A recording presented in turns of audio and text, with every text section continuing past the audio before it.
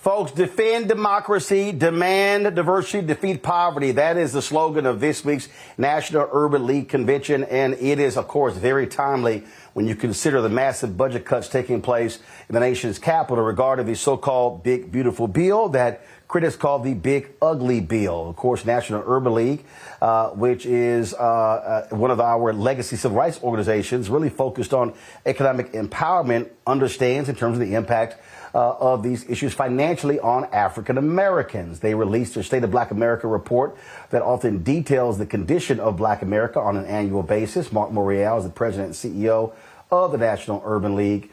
He, of course, joins us right now. Marc, glad to have you on the show. This is, what we're looking at right now, what we're facing right now. Is a significant issue. Sure, we could talk about tariffs, we could talk about all these different things, but these budget cuts are huge because they speak to loss of federal jobs that impacts Black middle-class families, kids going to college. We talk about grant cuts, Pell Grants as well.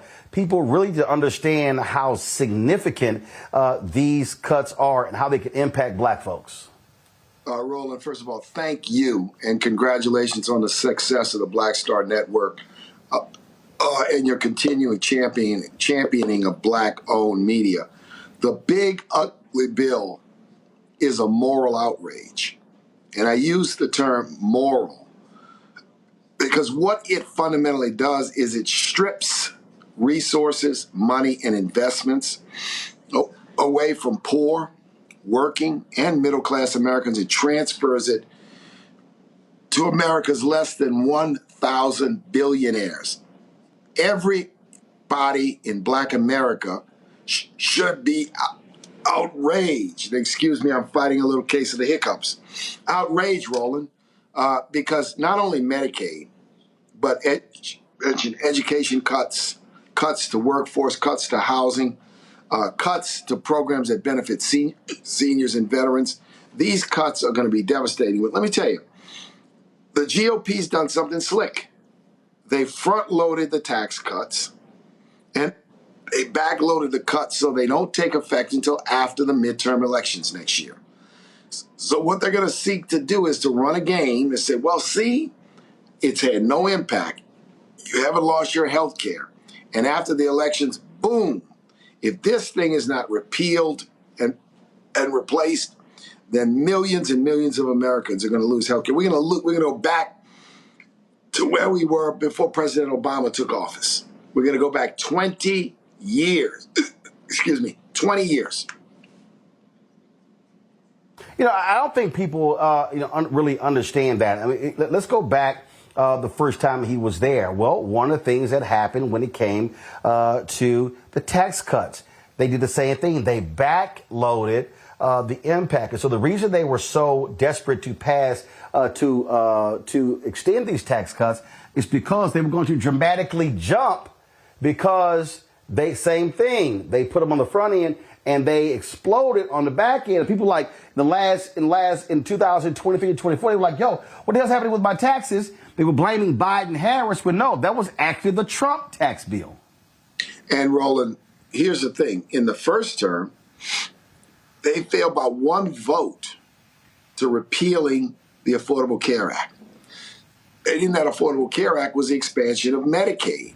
So we dodged a bullet in the first term. We've not dodged it here in the second Trump term. Look, we're in Cleveland for our annual conference, and it's great to be in a city led by a strong young African-American mayor, Justin Bibb, and also a strong urban league here in Cleveland led by Marsha Mockaby. We're going to have 10,000 people here in Cleveland participating in this conference. It's going to be both live and virtual, and we're going to be talking about the state of emergency for Black America. When it comes to democracy, when it comes to economic opportunity, when it comes to our fundamental rights, there is a state of emergency. And that's the theme of this year's State of Black America. So it remains a call to arms for everyone to stand up and recognize you've got to use your voice. We have to protest. We have to litigate. We have to do selective. We've got to do every tool in the toolbox to battle this because The long-term implications are devastating. Well, one of the things that we continue to focus on this show, we talk about capacity, and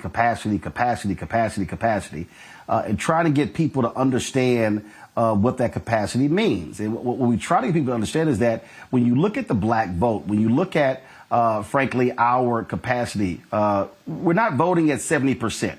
What's happening is we're sitting here voting in much different ways. We're sitting here in some places 38, 40, 42, 45. And I'm like, yo, that's not going to do it. We could change the outcome of elections. We're surrendering our power. We're sitting on the side. And we don't recognize that this country respects political power and economic power. Full stop. And if we use our votes, we maximize our turnout. Keep an eye on mayoral elections. New York, Atlanta, New Orleans, among a number this fall, to see how high the turnout gets in those elections, right? The New York mayoral election had a slightly higher turnout than in previous years, but the African-American turnout was nothing to be proud of. We are not voting, we're not using our voice, and we're making excuses to ourselves, and we got to call folk out and say there's no excuse for standing on the side. Well, it's no excuse for that. What I keep saying also is this is where we must be funding things ourselves, controlling our own destiny, driving our own vote, going precinct to precinct, studying the numbers to see what our turnout is. And again, you have to connect political power with economic power. And then people say, well, we haven't gotten this, that, and the other. Well, this is how you do it. This is, political. Listen, that's what MAGA did. That's what the right did. If people are mad about the MAGA agenda, guess what? They showed up in big numbers in 2024, and many of us didn't. Look, one of the formulas for Trump's electoral success in both 16, and he almost did it in 20, but we defeated him in 20 and 24, he maximized the turnout in his base. If we maximize turnout in our base, then people will respect our agenda. That's what's important. Look, they can say what they want about Joe Biden. We made progress from the standpoint of elements of our agenda under Joe Biden. We didn't get everything done. Some things were blocked. Some things were thwarted. But, we need 8 to 12 years of a sustained commitment to our agenda. Right. Kind of bend the curve when it comes to wealth, bend the curve when it comes to health, bend the curve when it comes to education, bend the curve in a way that it cannot easily be bent back. Well, I absolutely agree with that. First of all, for people who are not there, how can they watch what's taking place at your convention in Cleveland? Follow us on all social media at Nat Urban League. Follow me at Marc Morial, and then go to NUL.org or NULconference.org, and we'll be streaming. We'll be keeping people updated on all social media channels. So look forward to seeing you again soon, Roland. I appreciate everything you do, man. Keep fighting. All right. Marc Morial, President and CEO of National Urban League. We certainly appreciate it. Thanks a lot. Thank you, Brother Roland. Thank you. Hello, I'm Isaac Hayes III, founder and CEO of Fanbase. Listen to what I'm about to tell you. The window to invest in Fanbase is closing. We've raised over $10.6 million of our $17 million goal. That means there's room for less than 6,370 people to invest in Fanbase for the average amount. The minimum to invest in Fanbase right now is $399. That makes you an owner in Fanbase today. Go to startengine.com/fanbase to invest. Why? Because current social apps have taken advantage of users for far too long, with content suppression, shadow banning, harmful racist content, and no real tools for monetization and equity. Fanbase has over 1.4 million users and counting, allowing anyone to reach all their following and monetize their content from day one. Social media is the new TV, and whoever owns the apps that distribute that content have the opportunity to own potential billion-dollar companies. While big platforms with uncertain futures are failing to serve their users, Fanbase is stepping up to fill the gap. Don't wait until it's too late. Invest now, invest for yourself and your future. Go to startengine.com/fanbase and own the next generation of social media.